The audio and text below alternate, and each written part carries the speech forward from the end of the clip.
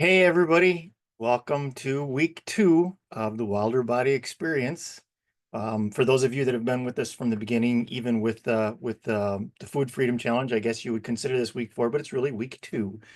Um, I'm Stu Shepard. I'm going to be your host today. I am a lifeboat coach. You can see that from my background.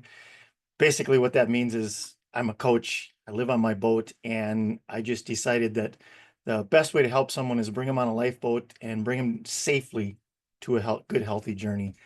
I want to do something a little bit different today. I want to start off with a couple of sayings. One of them from the founder of the United, one of the founding fathers of the United States, Ben Franklin.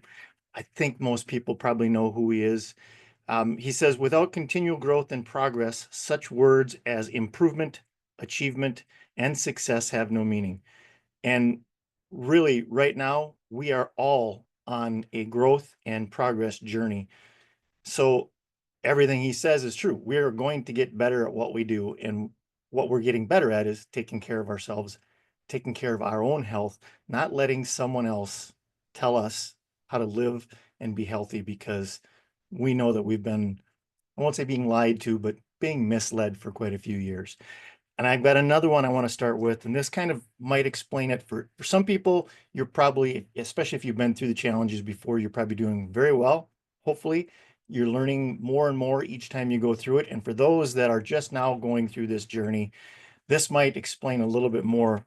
This is how I felt when I first started going through the journey because I just wasn't sure what was going to happen. It's from a Nicholas Sparks movie, The Lucky One. He says, the smallest things can change your life. In the blink of an eye, something happens by chance when you least expect it. It sets you on a course that you never planned, into a future that you never imagined. Where will it take you? That is the journey of our lives, our search for the light. Sometimes finding the light means you have to pass through the deepest darkness. And there may be times going through the challenge when we're asking you to take a holiday from something, maybe even this week, where it really seems kind of dark. What I'm going to tell you is if you use your willpower when you need to, but the biggest thing, pay attention to not only when you're going to eat something, what the decision was that you made to eat that, but why you made that decision and then how you felt, like we're talking about before, during, and after, and even the next day. And that might help you along this journey. It might help find the light at the end of that darkness. So I just wanted to start off with a couple of those because I'm one of those people that I see something like that and I try and write it down because for me, that helps get through those tough times. And that's, maybe it's a tough time for you, maybe it's not. I'm hoping it's not. But anyway, so what I want to go over now is just first I want to find out how everybody did throughout the weekend. Did you start off the week with the buffer zone and eliminate some of the things we were asking you to, or take a break from them, or did you do something different and kind of wait till today, or maybe halfway in between? Just throw it in the chat. How did you do it? Then, now, or in between, something like that. And then also let's do the check-ins. We got 2 thumbs up, 2 thumbs down, one each way. How's everybody doing?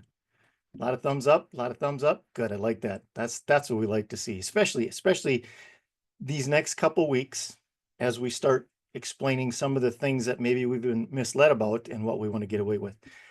I'll tell you a few stories about my journey when I went through this. I had a mother that basically said that I was absolutely crazy for doing what I was doing and I was going off the deep end. I was taking it to the extreme. And we were talking about dairy. And I grew up in a small town in northern Wisconsin in the USA, and it was considered the dairy state. Now, there's other states now and definitely other countries that produce a lot of dairy as well. And so we all were told we had to have our glass of milk. Not only did we have to start it with the day, and then also at dinner time, we had to drink milk, and we had to. I never really cared for milk.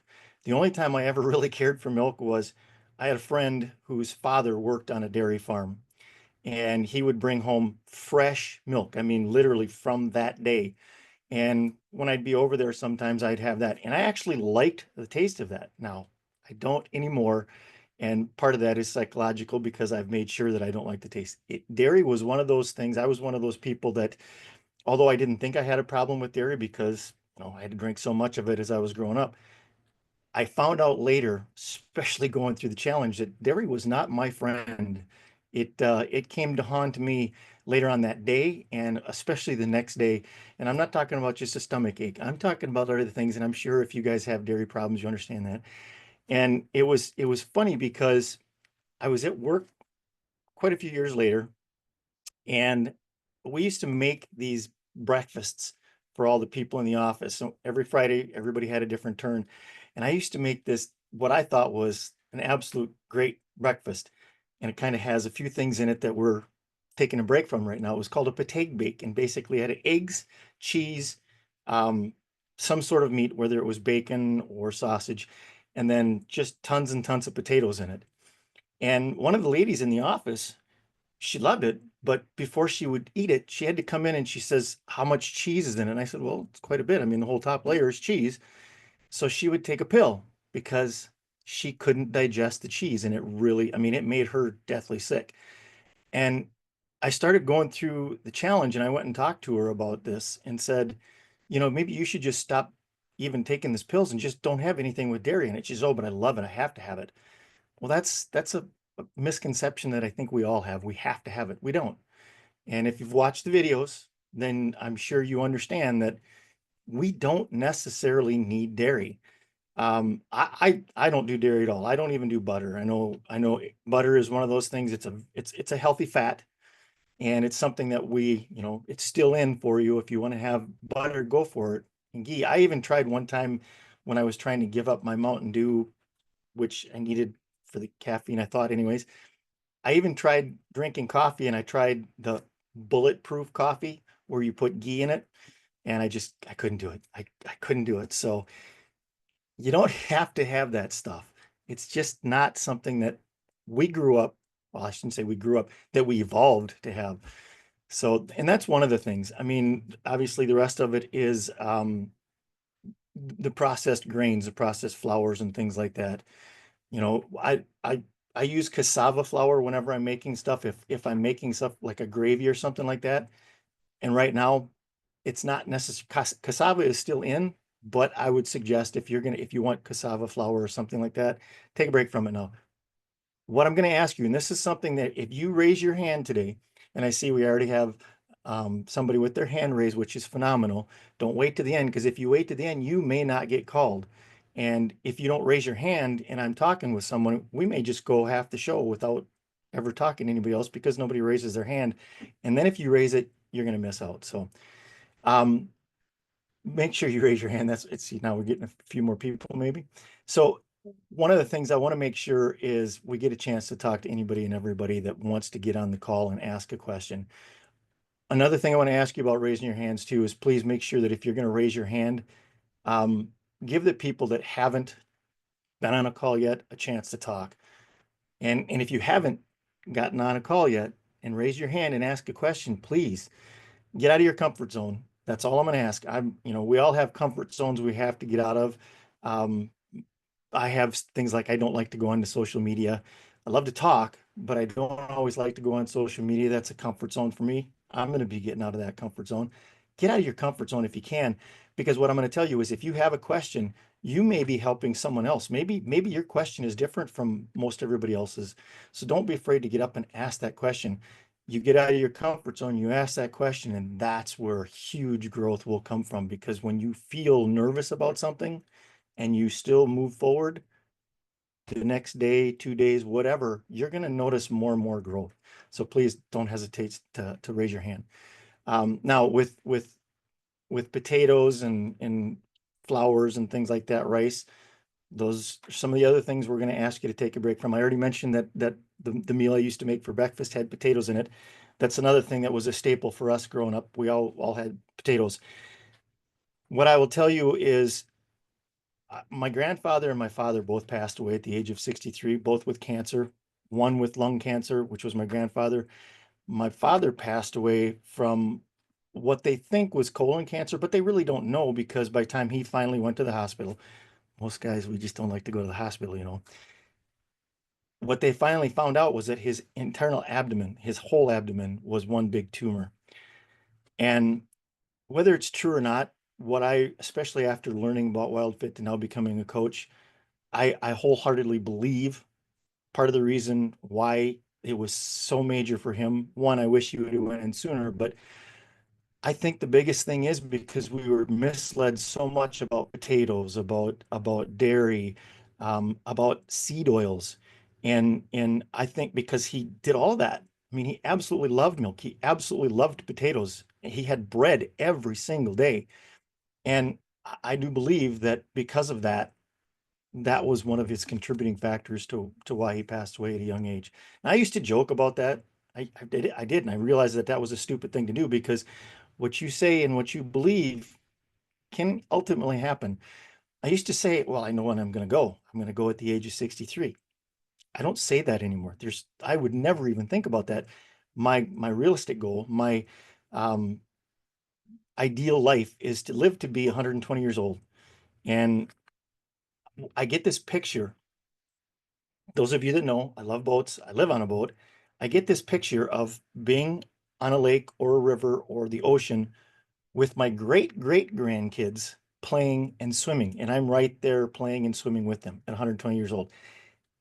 You too can come up with a success tableau like that, but you really have to put it into words and you have to make sure that you believe it. And then you can use that when you're going to have something that maybe isn't the best for you to say, is that going to get me to this point or is it not? And if it's not and you don't want to do it, then don't do it.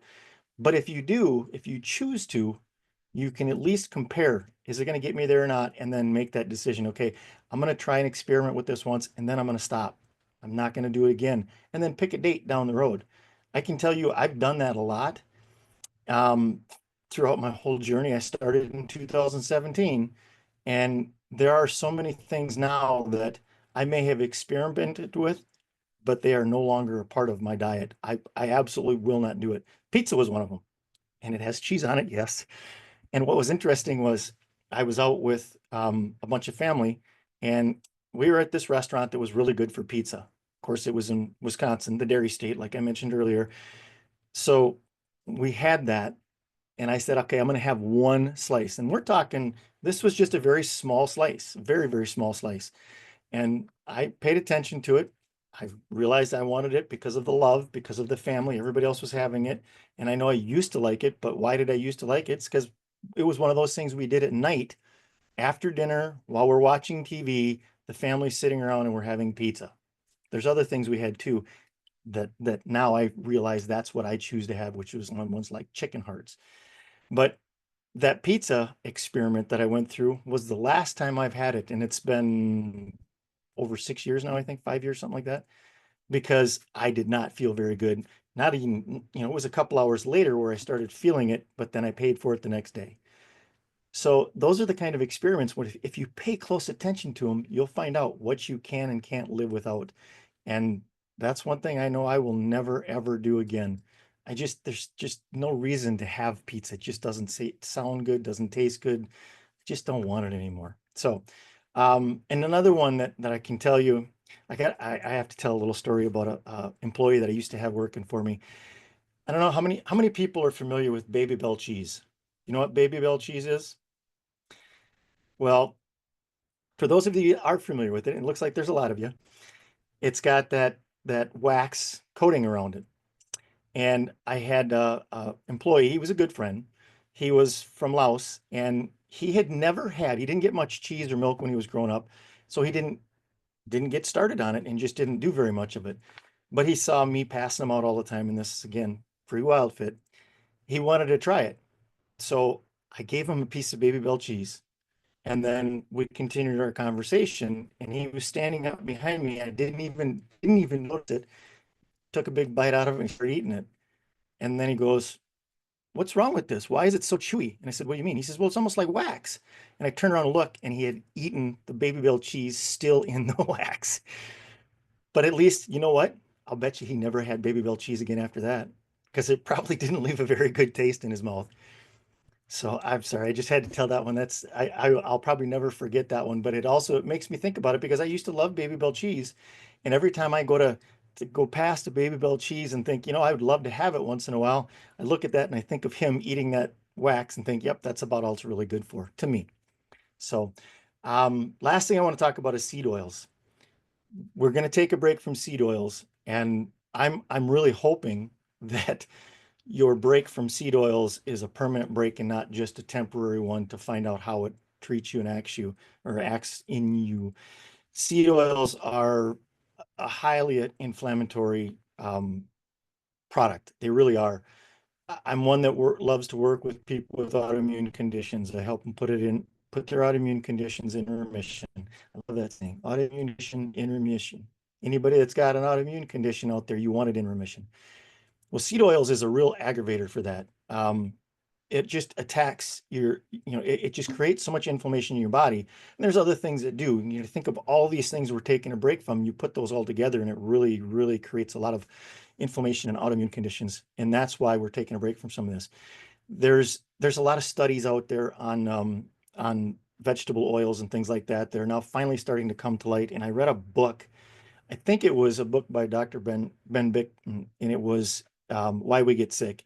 But I've read so many books lately on inflammation and autoimmune conditions. I could be getting this one wrong, but he talks about one of the experiments that laboratories have done. And I don't know, if you go into McDonald's, they had to develop a special cleaning agent because of the vegetable oil they use for their fries.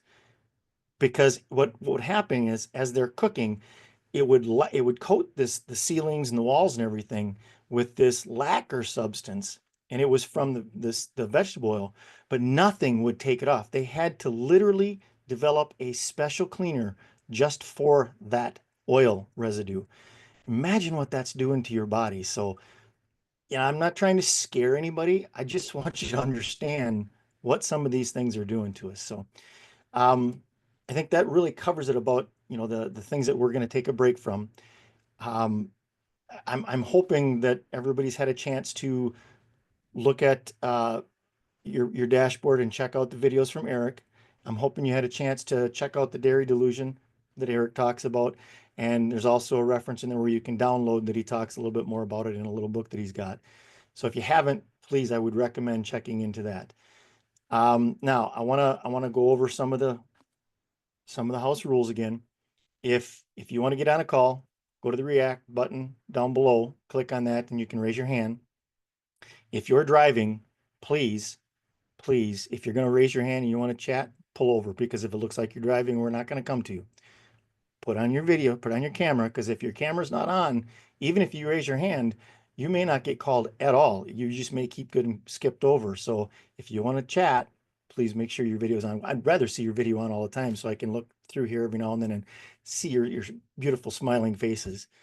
Um, Make sure that if you have iPhone or Zoom user or something like that for your name, that you click on the three little dots on the top, I think it's three dots, whatever, and go in there and change your name so we know who it is we're talking to, especially if you raise your hand, because I'd really not be calling you Zoom the whole time or iPhone the whole time.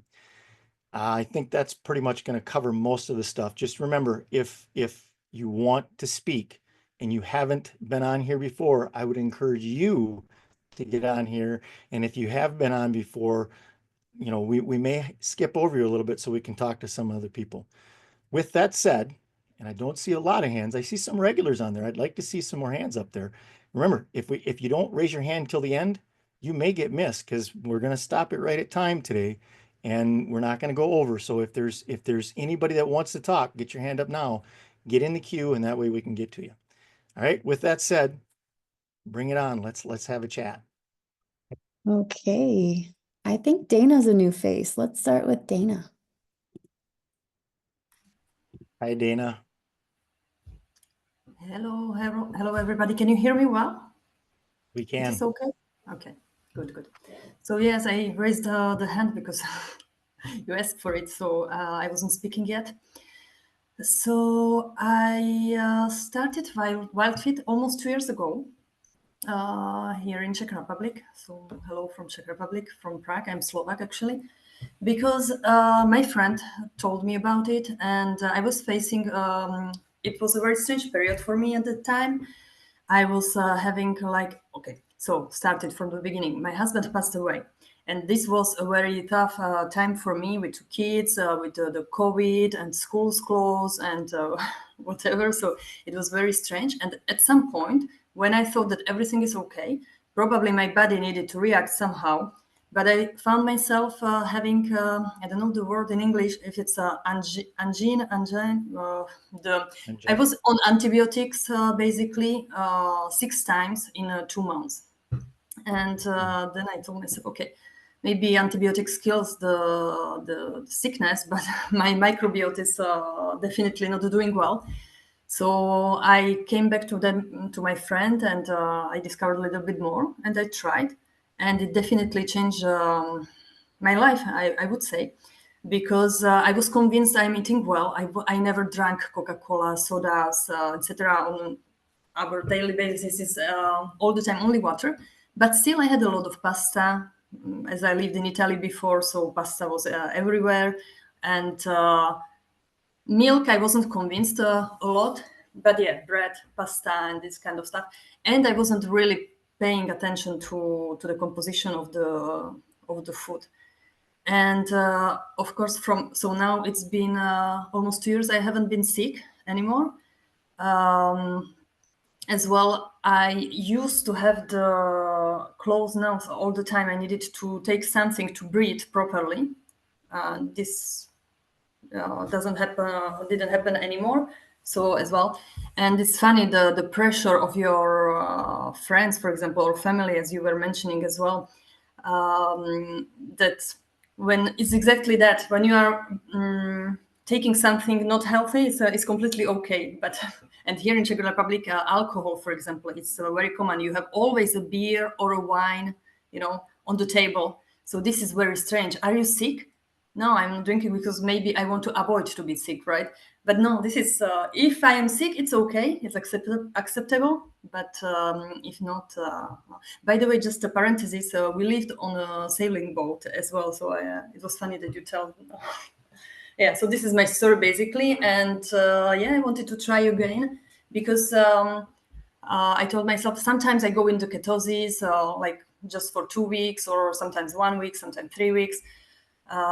Sometimes I let myself and I eat everything, but even if when I am eating everything, let's say some cheese from France or whatever, it's never like it was before. Even my average, when I am feeling like I'm eating very bad stuff, it's nothing. Like even the sweet stuff I had from the childhood that I loved, that it reminded me like good moments or something.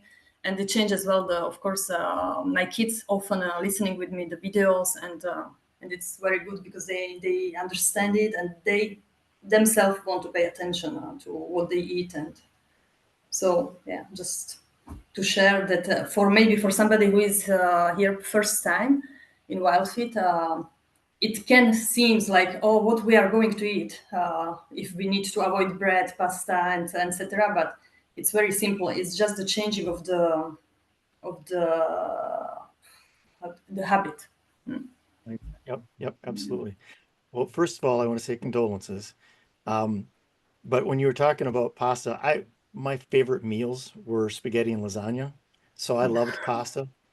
Do I have them? I still do, but I substitute the pasta out for something a little more healthy.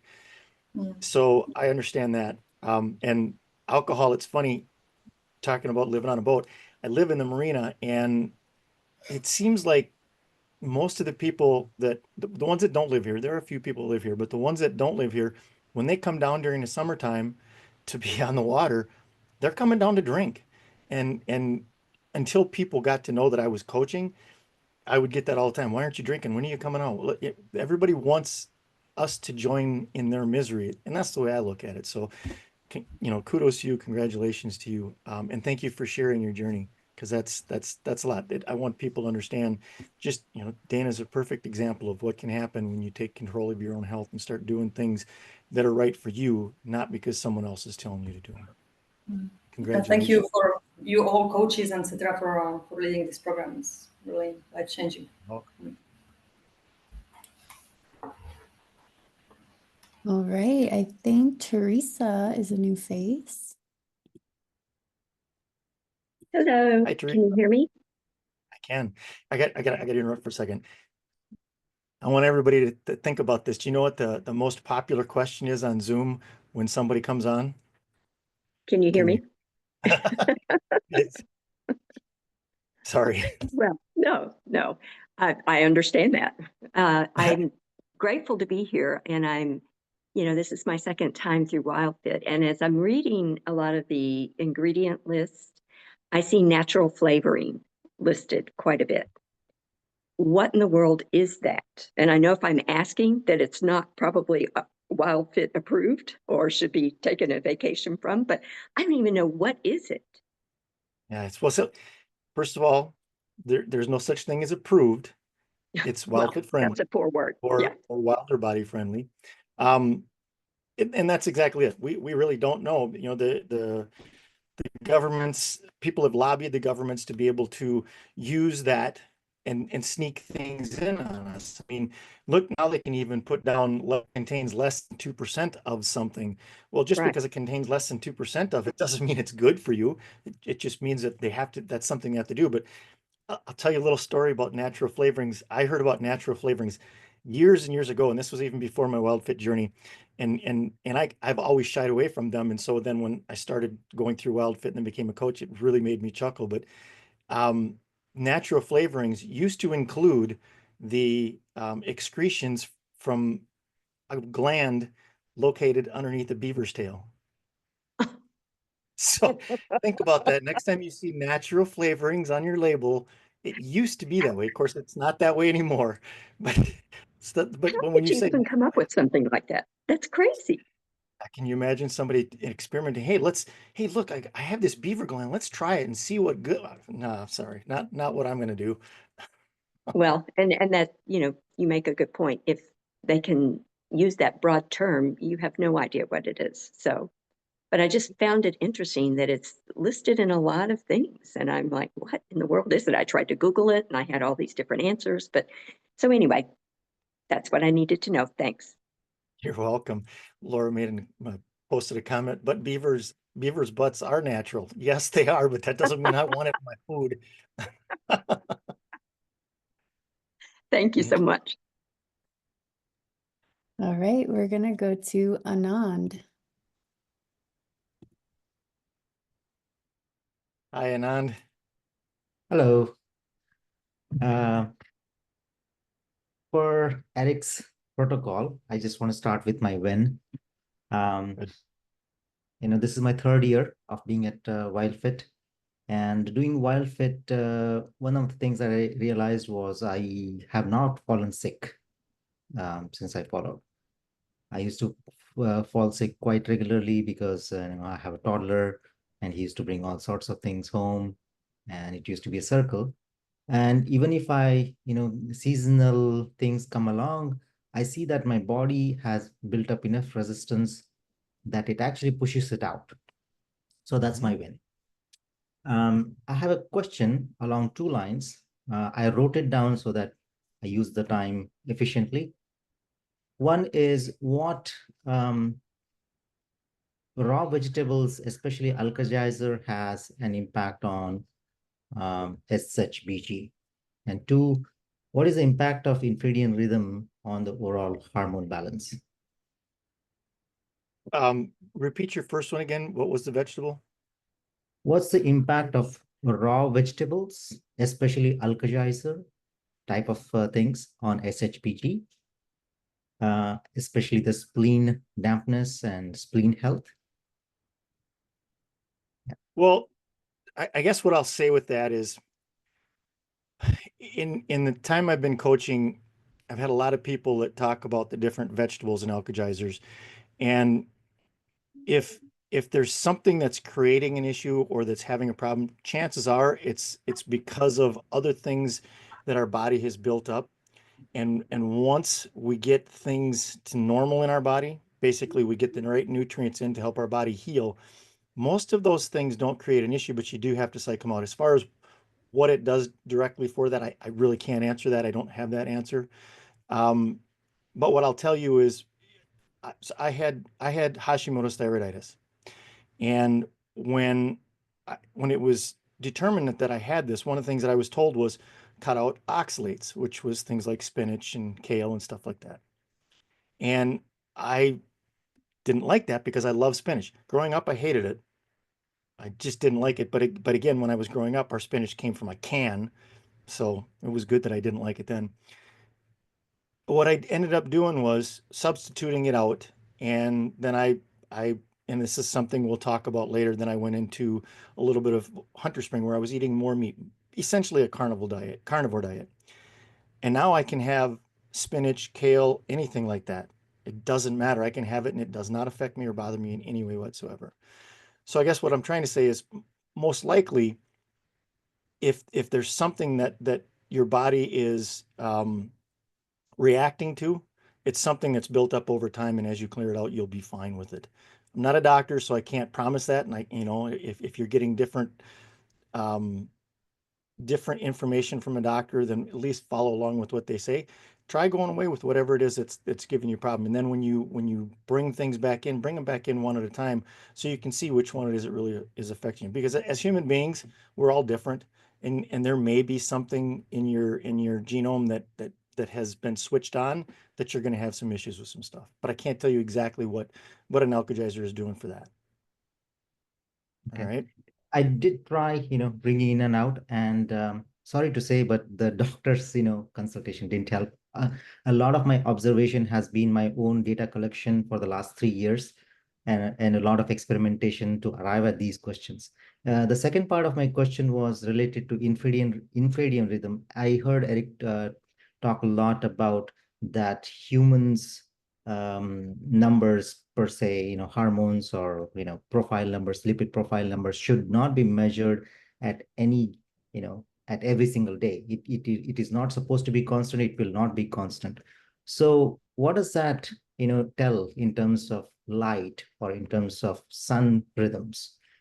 Come winter, when there is less light, come summer, where there's more light, spring in between, fall. So based on the seasonalities of the light exposure to the body, how does it impact the overall, hormones, let's say?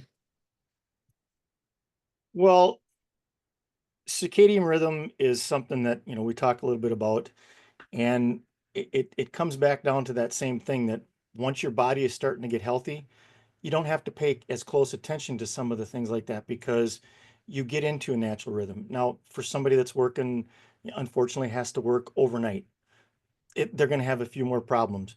How is light going to affect things like that? Well, vitamin D, I mean, we get vitamin D from the sun. And you think about it, 100,000 years ago, 200,000 years ago, what did they have? They were running around and they were getting exposed to the light all the time unless they got underneath the tree.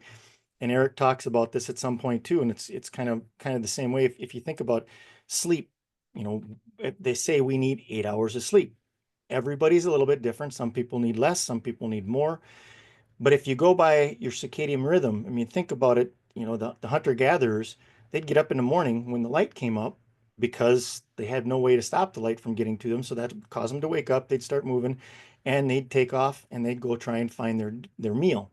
When they get back, if they found something, or even if they didn't, if it was mid-afternoon and it got really hot, they'd find shade, but they were still getting light, even though they were under the shade. And so our body developed the need for that light. Is it going to affect different things in our body? It is. Vitamin D is you don't get as much vitamin D if you don't get the sun. And if you're taking supplements for vitamin D and you're still not getting the sun, it's not going to uptake that vitamin D unless you have other minerals that go along with that. Calcium is one of them. So there's different things that are going to affect from the light in the sun. And I know it probably doesn't completely answer your question, but it's one of those things where if we try and live as close to our evolved patterns, it's going to be the best for our body. It's not going to always be the best case. You can't always do that, but the closest you can get to our evolved body's needs, the best health we're going to experience. Does that help any? It did a little bit. I need to have a kind of a back and forth dialogue on this. So I don't know that this is the right forum, but Thank you. Thank you for your inputs. I'll tell you what, and this goes for anybody and everybody out there. Obviously, if we're talking to one person, we're probably talking to everybody. Unless you don't think you need it, then you don't have to listen to this part. What I would suggest is if you guys are in the Heartbeat app, if you're in the community, jump in there and ask your questions in there. So this might be a good one, on if you want to reach in there, pose that question in the Heartbeat app. Then we can probably go a little bit farther and explore it a little bit more. Would that be all right? Yeah, absolutely. Thank you. Thank you. Thank you. And celebrate your wins. Few years and you're doing much, much better. So I appreciate it. Absolutely. Yeah, this has been a tremendous win. Falling sick every season versus, not falling sick for the last 3 years. That's a tremendous win. Thank you. Yep. And a little more on that too. That's the one thing that I've noticed is since I started my WildFit journey, especially now since I've become a coach, for some reason or other, we hold ourselves to a little bit higher standards. But since I started the WildFit journey, one, I don't get sick near as often. And I used to joke around saying, well, I don't get sick anymore. And that's not true. We all get sick eventually. If you're out around other people, it's going to happen. But at least we have the ability to recover quicker and we probably don't get quite as sick. I know earlier this year, I was visiting a relative in Arizona, USA, and beautiful warm climate down there. I never thought I would get sick, but I did. I ended up with a cold. And I remember when I was younger, I would get colds that would last 3, 4, 5 weeks. And it would get so bad that my sinuses would block up and I couldn't see, my eyes would run. It really made it hard for me to work. Now, when I get a cold, if it lasts for a week, that's a severe cold. And if I have an hour or two where my sinuses are burning so bad, not a big deal. I'll go take a nap and then I'm fine. But yes, I've noticed that I don't get sick as much. And when I do, I recover much, much quicker. So congratulations on that as well. Thank you. That's all. Thank you. All right, we're going to go to Vladimir. Hi, Vladimir. Oh, you're muted again. Can you hear me now? Yes. The most popular question, right? There you go. Stu, being away from dairy, for me, it's kind of hard because I live in Brazil, exactly in the dairy Brazilian state. So cheese is everywhere, It is kind of part of our culture, but it is not impossible. I did a challenge in 2020 from September to December. And then back then I suffered a bit being away from cheese. But as for today and all with our body, I think this will be very easy for me because, as a matter of fact, when I ended the challenge, I kind of got stuck in a no carb or an extremely low carb environment. I was so comfortable uh, let me say in that season. No, it's not yet being given this concept, but I was stuck in this no carb environment, and I felt a big deal of difficulty introducing carbs again. So in the last 2 weeks, what I did was finally gave me permission to introduce some healthy carbs like sweet potatoes, pumpkin, and cassava. We have lots of cassava here also. Mm. And try to do that because even being on this ketotic environment, I couldn't get myself into a ketogenic state. So I found it didn't work as good as it did back then. You know what I mean? Yep. It just stopped making sense. I measure the ketotic bodies with that blood sensor, and the dosages were very low. So what I want to ask you really now is, how about quantities? Since I am introducing those carbs on my diet, healthy carbs, uh, is there any quantity that is advisable? For example, when you are eating protein and fat, good fats, you always get to a certain amount of the food that you can go further, you know? But tell me about quantities of food, because when you speak about, let me say, mainstream diets, people are always telling you, you shouldn't eat so much. You eat 300 grams of these, 500 grams of that. So, what is your advice in quantities? Let me ask you a question. When you're You, eating carbs and you've been eating, I mean, how many carbs do you eat at a time, like with each meal? you mean like What qualities percent? of carbs? Well, not just qualities, but I mean, if you're gonna sit down for a meal and you're gonna have some carbs in your meal, what Okay, percentage of that meal is carbs? I I just had lunch. I'd say 15% Okay. tops, So you're not eating a ton of carbs and you're still having good healthy fats or meats. of So course. okay. Do you notice when you're having carbs, especially if you're having a few more carbs than normal, do you notice anything about cravings?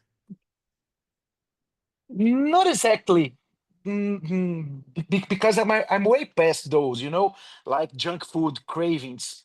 They left my life from 2020, unless Diet Coke, which I had already stopped since I went into the Wilder Body program.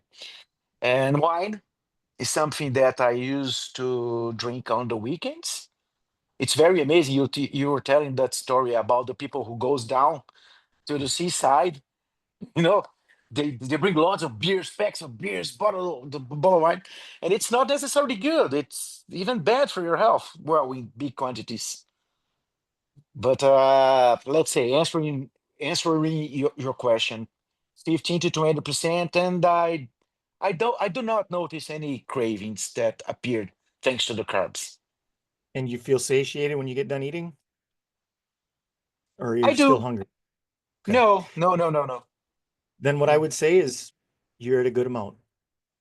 And the reason I say that is what you'll notice is the more carbs you eat, especially when you get into the more of the fruits, where you're getting more sugars, it's going to Hmm. create more cravings and it's not going to be as filling. It's not going to satiate you. So you're going to want to eat more. And that's a natural craving. It's a survival mechanism that we evolved because whenever there was carbs available, whether it was root vegetables or whether it was fruits, good quality carbs, nonetheless, whenever it was available when we were evolving, it usually, not always, but it usually meant winter was coming, hard times were coming. We may not be eating. So our body developed this system to say, hey, let's start eating a little more and whatever it is. It's like Eric talks about, you're going past the fruit tree and you're not gonna stop and have one or two and then walk away. You're gonna sit there and eat until you can't eat anymore. But that doesn't mean that an hour later you're not wanting more of that. And it's like, okay, well, we ate it all on the tree, so we have to keep going. Otherwise, they would have probably turned around and went back. So I guess the point is as long as you're getting good quality and you're not eating a lot, you're probably going to be satiated. But we don't need carbs. We really don't need carbs to be able to survive. One of the reasons why we Hmm. do, and we'll talk more about this in future classes, is we have to be able to turn over our fat process. Our fat stores toxins, and if we are unable to release fat once in a while, then we're not releasing those toxins. I mean, they go out in other ways too, but that's one of the primary sources of being able to release toxins. It's fat is a protectant. It protects us in so many ways. Hmm. So yeah, I mean, carbs, the less the better, probably the less cravings you're going to have. But Hmm. is there a required amount? There isn't. There really isn't. You could literally go 2 or 3 days and have nothing but carbs if they were readily available, but it's not something you'd want to do every single day. And unfortunately, we're stuck in that junk carb state. Society just has them available. I mean, you can go anywhere here. There's fruit here in the United States where I'm at that when I was growing up, never even heard about it before, didn't even know what it was. And now all of a sudden it's readily available and getting cheaper and cheaper. So the things that we really shouldn't have all the time, they're making easier for us to get. And the things that we should have, they're making it harder for us to get. So Hmm. And still, one last question. Sorry for my English. What about wine? How do we deal with wine during this phase of the program? Well, right now, there really isn't anything talked about with wine, so you don't have to worry about anything right now. Um, it's another one of those things where I guess for me, the way I look at it is if someone's asking about something, maybe, just maybe, they've got a little bit of a problem and they're apprehensive about it and they're worried about it. And if I that's the am. case, so that's one of those things where then that's where we as coaches would really recommend one, making sure you've got someone that you can reach out to help you and guide you through it. But it's probably a good time to start taking a break from it to find out again what it's doing to you instead of what it's doing for you. And then what emotions are built around it or what rules are built around it and how you got there. And I'd put this to anybody and everybody that's going to come on and ask a question. If you're going to ask about, what about this? Can I have this? Can't I have that? How much of this? Start thinking before you ask that question for yourself. Start thinking, why am I asking this question? What is causing me to want to ask a question about whether or not I can have it? Because if you're really worried about it and you're going to ask the question, why can't I have this? Then that probably means that there's something really holding you back and we need to address that. Thank you very much, too.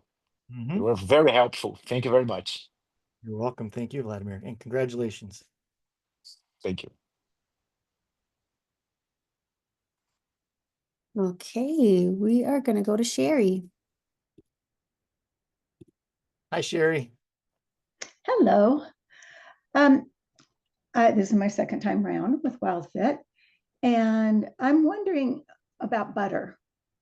I never used to eat butter. It just wasn't a thing for me. But now that I'm starting again, I'm getting some grass-fed butter. And what I'm curious about, like if I make a steak or something like that and I can't barbecue it, I'm making it in a pan. And you always need something there so it doesn't like burn up. And I'm eating more of the butter, which I don't know how good that is to do because I cut out all the other dairies. And I'm wondering if that, having not eaten butter, if that's having an effect, like I'm getting a stomach ache, but that could be eating more vegetables. I'm getting a headache, that could be detoxing. But I'm just curious about butter, what you can use instead of to cook something like meat or something that's healthier. Well, the simple answer to that is you can use like coconut oils, avocado oils, Okay. olive oil. The thing about butter is it makes it's got a higher smoke point, so it's Yes. better to cook with. But let me ask you this: why did you decide to have butter if you weren't having it before? Well, well, what happened is whenever I make meat, I normally go out to the barbecue and barbecue it. That's my Mhm. thing. And since the weather's been bad, I've been cooking it inside the house. And at first I used olive oil, but then of course that has a low heat. Right. The smoke alarms were going off and everything. Then I changed to butter, thinking that would be the next healthy thing to do, and that also can burn. So I'd much rather be out on the barbecue, but that doesn't always work right now. So Well, that's why I switched to butter instead of olive oil. yeah, and I guess one of the things I would recommend is maybe turning the heat down a little bit especially if you're burning butter, but you don't have to have butter. I can tell you for me, and not everybody's going to do this. Again, I've been on this journey since 2017, so it's been quite a while. But I make my own bone broth, and when I make my own bone broth, um, all the tallow, all the fat on top of it that I take off, I save, and I put it in the freezer or the fridge, depending on how much I have. And that's what I'll use. I'll even use that on the grill. I'll take a big stick of that, and I'll literally take that on the grill to stop things from sticking on the grill. Now, does that mean that that's going to completely prevent the sticking? No. And does that mean I can't burn it? Oh, I absolutely could. If the grill was too hot, or if the pan, if I was doing it inside, was too hot, it's still going to burn. Anything that's too hot is going to burn. It's just got a higher smoke point, so it's not going to create as many carcinogens.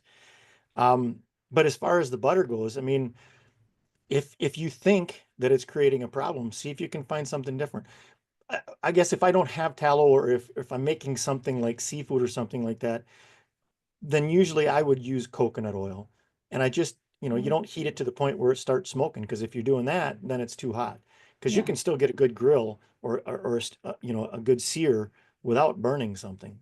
So my suggestion would be to try without the butter. Maybe it is, maybe if you, especially if you hadn't had it, maybe it is affecting you. I don't do butter. I just don't do it anymore because I know dairy, period. And granted, the milk sugars are gone in butter. They're gone in ghee. Ghee is, maybe you can try ghee too, because ghee is a more purified version. And that's why I said I tried that in my bulletproof coffees, but I didn't like coffee, so that was an easy one to give up anyways. I just don't do dairy, and I find other means. So that would be my recommendation. But try Right. it. Try That's coconut what I'd oil. like to do. Yeah, I'd like to get It that helps. cut out. Yes. Okay. Thank you. Cool. You're welcome. Thank you. Okay, we have Do. I do. I do. I'm not gonna ask. Hey, I just wanted to share something. You just reminded me that you were talking at the beginning of the session about this cheese with the wax and everything. Well, I Maybe. live in Mexico, right? In the very south of the country, in this I don't know, part of the country. Uh it is very common, this cheese, the Gouda, but big, right? It comes from Holland, and there is imports of, I don't know, millions of this cheese a year to this zone in Mexico. So imagine me having this cheese growing up forever, right? Right now it's a bit difficult for me, but I just wanted to share something before I was doing waffle and before I learned about dairy and everything. I had a student and she was like, "Oh, Mizu, I'm so sad because I'm lactose intolerant." And I'm like, "Oh, hey, don't worry about it. Now everything is lactose free. You can have everything." And she's like, "Yeah, maybe, but you cannot have this big Gouda cheese is not lactose free. Where I'm going to get my cheese?" And I was, oh my gosh, that is a big problem for you because everything here, everything includes that cheese. Everything. It's amazing how regions can, I don't know, enforce something. But everything, everyone is so used to that cheese that you don't have it at least, I don't know, twice a week in something. Oh my, that's so worrying now, but but I just wanted to share that it's difficult with so many years and years and years of tradition. It is not a local cheese. It is not a Mexican cheese. It's imported from Right. Holland. Yep. That's so weird, but I just wanted to share that. I Well, stopped that. No lactose, no nothing, but we're fighting, we're in the fight. there you go. Thank you, do. Thank And you. it is so one of the sayings I had whenever I was talking about those Baby Bell cheese, and it's Gouda cheese, is I used to say Gouda is so Gouda, but it's not. I It's mean, not. it may taste good. That doesn't mean it's good for you. I mean, think about it. An ice cream cone tastes good, but does that make it good for you? Especially, not only are you getting the dairy in the ice cream cone, but what are you having? What's in it? Unless you're having it in a bowl or a cup and using a spoon just to eat it. Most people get ice cream cones. Now you've got the dairy, and then you've got the sugary cone or whatever they've made it out of that you're eating too. But yeah, cheese, and that's I've had people ask me that. Matter of fact, I've got a friend that years ago I lived with a family, and they used to make this what they called Mexican chicken, which was Mhm. Rotel tomatoes, roasted chicken, and then they would put tortilla chips on it, and then they would yeah, exactly, and then they would put a layer of cheese, more tortilla chips, and Oh, more cheese, and the chicken was mixed with the Rotel tomatoes, and they also used cream of mushroom soup, which if you look at cream of mushroom soup, there's so many different things. If you're going to make a cream of mushroom, make a cream of mushroom. But nonetheless, I used to love this stuff. And this girl, we connected again recently, and she was saying, "Do you still eat that?" And I said, "No, I don't." And I explained to her what I'm doing and everything like that. She says, "Well, how do you not? They used to be one of your favorite meals." I said, "Well, it was. It was a very, very good meal, but that didn't mean it was good for me. And it's simple. I don't worry about it now because I know how it affects me, and I know what, when you go from having an autoimmune condition to not having it, you don't ever want to go back to it. And so you do Yeah. what you have to make sure you don't go back there. And just because something tastes good doesn't mean it's good for you. And I would rather have something that's good for me because my taste buds will change eventually. So thank you, dear. Exactly.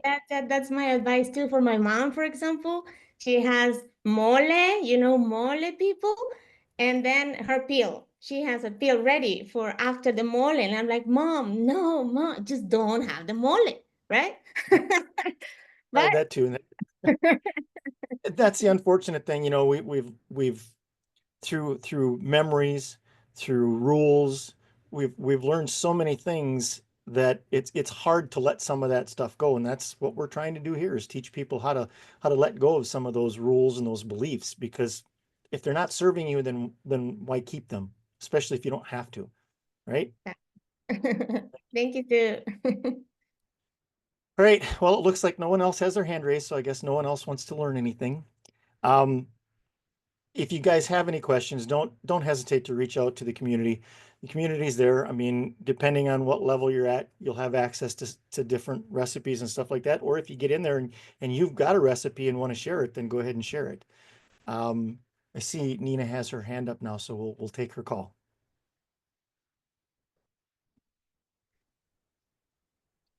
Hi, how are you? One. I just got curious on the whole Hashimoto thing that you mentioned. I've had it for quite a while actually. And I do have an endocrinologist recently that has been monitoring it, and I am trying to wean out of the, you know, the daily pill that I have to take. She's very aware that I don't like it. So I went from the synthetic down to she changed me to the natural one, which is, you know, made out of desiccated, you know, pig's thyroid. And so, but you know, she has reduced it, and she says little by little she's trying to reduce my medication to eventually not be out of it. I was just curious on what you've learned of how to better it or how to get your thyroid working optimal again. Well, first thing I'm going to say, and this is again, if you don't think it's for you, you don't have to listen, but this is really for everybody.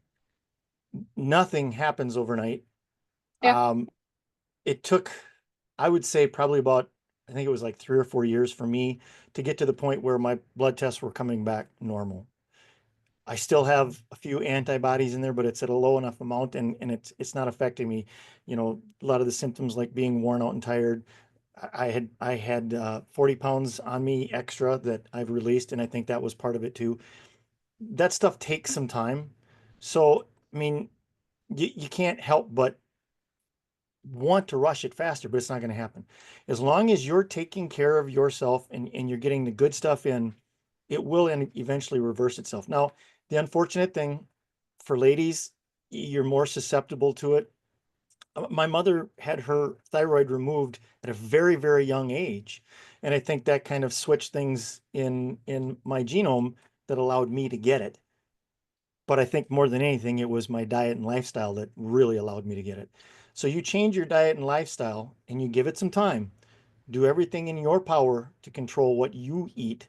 And eventually you will get to that point where it will start reversing itself. But it's not something that takes 3 months or 6 months. Yeah, no, and I know it's not something that happens over time. I was just, you know, curious, like you said, the carnivore. So like what, eat more red meat than usual, you know, than I mean, we do eat a lot of red meat in my household.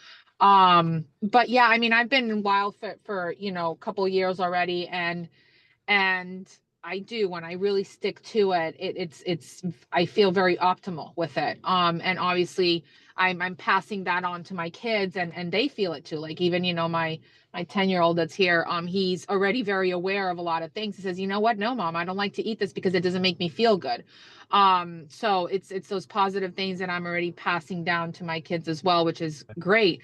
Yeah, do I miss my pasta and my pizza? I think that's one of the things that I struggle with, to not have be part of it. So but yeah, overall I was just curious to see what, you know, what is it that you ate more of to help your thyroid reverse basically. I cycled out oxalates like I was Mhm. talking about earlier. It was one of the things I did, but just basically eating what my body requires and avoiding anything else that I didn't need to put into it. Doesn't mean that I'm 100% perfect. None of us are perfect, and we're all going to try experiments. I just learned from them. I will say that you know, I prefer meat, but I don't eat just beef. I eat everything. I mean, we're talking ostrich, we're talking, I love wild game. I grew up hunting, and so that's my background. And I apologize to any vegans or vegetarians. It's just who I am, and it's how I was raised. We're all a little bit different, but I think that's what helped me. But what really helped the most, what I really wholeheartedly believe, is just getting my diet to the way my body needed it to be, and putting in what it needed. That's it. It Perfect. just takes time. So, all Okay. right. Well, thank you so much for your time. Thanks. Good luck. Thank you. Bye. All right. Thank you, everybody. This has been awesome. Remember again what we're taking a break from with the dairy and the grains and the seed oils. Those are things that I'm telling you, you'll be happy. Please pay attention to how your body feels over the next week and write it down. Keep listening. That angel and that devil are still up there. Keep listening to them and pay attention. If you really want something, try not to have it, but pay attention to why you really want it. Because most of the time it's a rule or an emotion that, something in our past that created that link in wanting it. So thank you, everybody. Have a wonderful, wonderful week, and we'll see you next Monday. Thank Thank you. you. Thank Thanks, you. too. Bye-bye. Bye. Guys. Bye. Bye. Bye bye. Bye. Bye.